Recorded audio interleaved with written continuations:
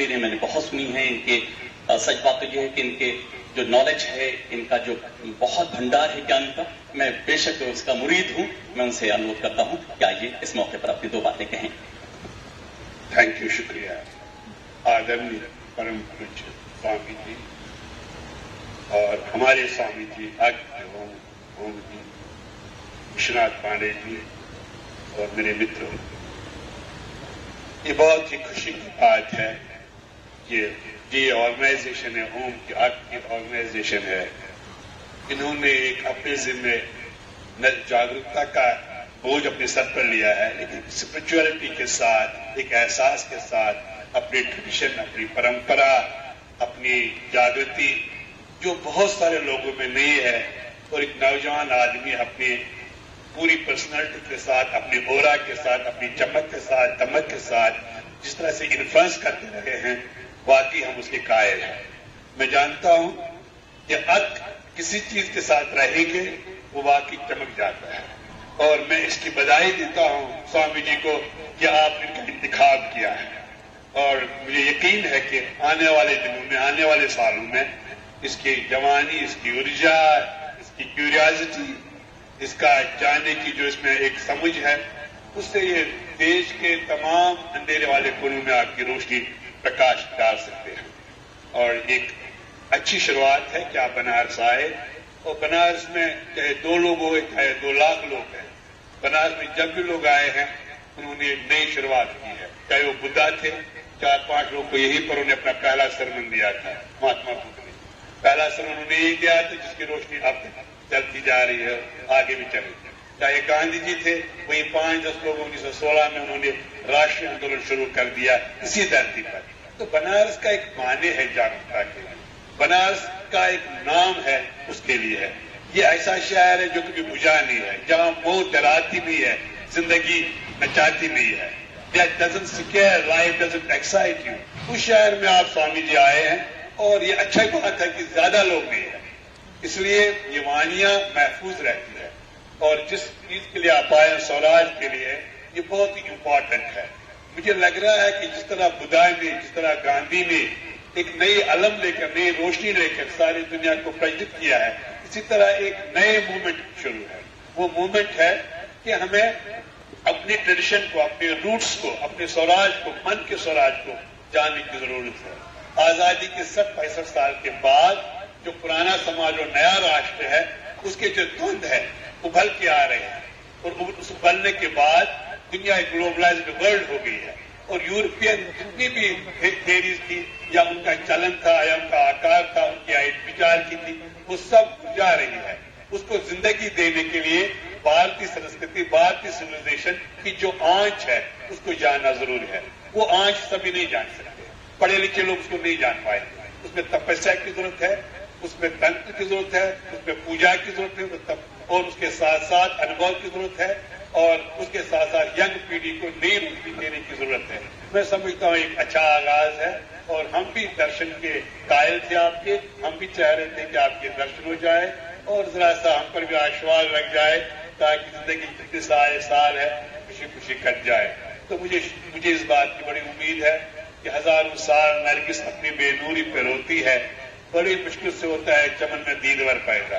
तो आपने हमारे स्वामी जी को पहचान लिया है, और स्वामी जी ने हम लोग को यहाँ लाया है, ये बिल्कुल नरगिस की बेनूरी का नतीजा है।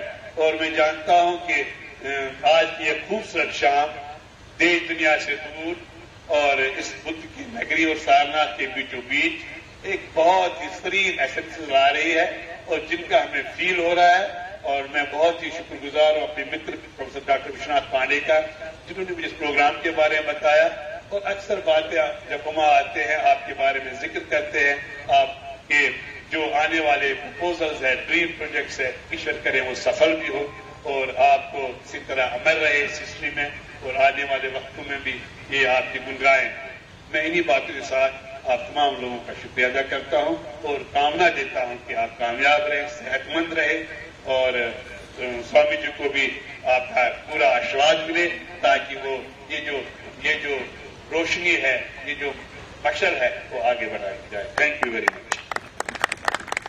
काशी के पावन पर्व पे हम गुरुदेव का अपने आत्मा से नमन करते हैं और उमा जी को बहुत धन्यवाद देते हैं कि हम लोग उमा जी के साथ जुड़े हुए हैं।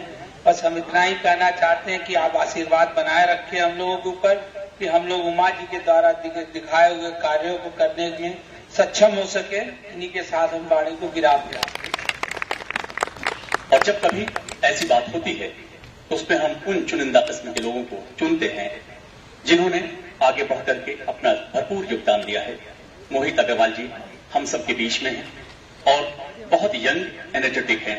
तमाम तरह की मसरूफियात के बाद उन्होंने हर तरह से ये कोशिश की है कि अब जागृत मतदाता मंच को मजबूत बनाएं और लोगों की सोच बदली जाए। आइए मैं उनका स्वागत करता हूं माइक पर। स्वामी जी यहाँ मौजूद हैं, हम सब उनका यहाँ स्वागत करते हैं और पूरी उम्मीद करते हैं कि सबको पूरा आशीर्वाद यहाँ से देके जाए। धन्यवाद। कुछ रास्तों को तो हम भी जानते हैं, कुछ लोगों ने उसे चुना भी है, कुछ लोग उस पर चलते भी हैं, अमल भी करते हैं, हमें आगे बढ़ने की चाह भी देते हैं। ऐसे ही हैं नजमी सुल्तान, सेक्रेटरी प्लीज आप माइक पर आएं और कम से कम अपने स्वामी का स्वागत और लोगों का स्वागत करें 2 लफ्जों में। मैं इस भोले बाबा की नगरी में अक्ष संस्थान की ओर से, काशी की जनता की ओर से, अपने बार एसोसिएशन की ओर से मैं स्वामी जी महाराज का हार्दिक अभिनंदन और स्वागत करती हूँ। और मैं स्वामी जी से इतना अनुरोध करूंगी, मैं उनसे इल्तिजा करूंगी कि जाने से पहले स्वामी जी हम लोग को आशीर्वाद अवश्य देकर जाएं। हम लोग को उनके आशीर्वाद की बहुत जरूरत है, यही हम लोग की ख्वाहिश है और हम लोग उनका आशीर्वाद लेना चाहते हैं। थैंक यू, धन्यवाद। एक बार मैं दिल्ली में इसी अक्ष संस्था का एक बहुत बड़ा प्रोग्राम था, उसमें मैं यूं ही संचालित कर रहा था पूरे प्रोग्राम का। तो काफी बड़े बड़े लोग उसमें थे और काफी मानिंद किस्म के लोग थे, बड़ी नामचीन शख्सियतें थी। तो जब लोगों ने अपनी बातों को कहना शुरू किया, लेकिन मैं तो यही देख रहा था कि आखिर में तलाश आता वो शिरीनी, वो ज्ञान का भंडार, वो रास्ता जो हमें रोशन कर सके, वो चीजें जो हमको आगे प्रेरित कर सके, शायद मुझे नहीं मिला। मुझे एक रोशनी दिखाई दी, एक तरह का इल्हाम हुआ। एक व्यक्ति है जो इस धरती पर हम सब के लिए पैदा किया गया है। लोग पैदा होते हैं अनर्थ, लोग पैदा होते हैं व्यर्थ, लोग पैदा होते हैं अकारक, लोग पैदा होते हैं कुछ कार्य के लिए भी। ईश्वर खुद अपरंपार है, उसकी महिमा अपरंपार है और उसने एक व्यक्ति को जन्म दिया, उसका नाम है ओमा दहा। किस लिए हम क्यों कर उससे मोहब्बत रखते हैं, क्यों हम सब उनको प्यार करते हैं, क्यों हम उनकी इज्जत करते हैं, क्यों? आखिर वो मैं एक मुसलमान हूं, लेकिन मेरे दिल में जो प्यार है, उनके लिए जज्बा है, वो किसी मजहब का पाबंद नहीं है। और यही है अक्ष संस्था जिसने तमाम irrespective of caste and creed and religion इससे आगे बढ़ करके लोगों के बीच में दर्श दिया है। और उसके प्रेरणा स्रोत ओमा दहा। ये शख्स महान है। मैं इनके सामने प्रशंसा नहीं कर रहा हूं, इसलिए नहीं प्रशंसा कर रहा हूं कि वो हमारे गुरु हैं, नहीं, इसलिए भी कि वो शख्स बेतहाशा इंतहाई मोहब्बत वाला है और उसके दिल में किसी तरह का इज्म नहीं है। That I favour too much.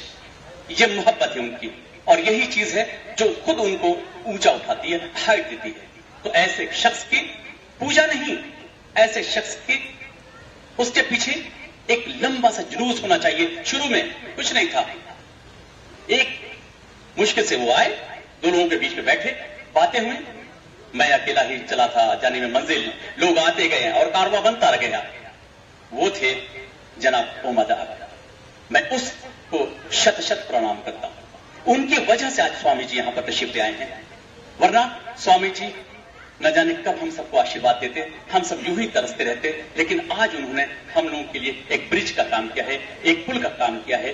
और ये स्वराज का जो आज टॉपिक है, उस संदर्भ में उनसे बड़ा ज्ञान हमें कहां प्राप्त हो सकता है।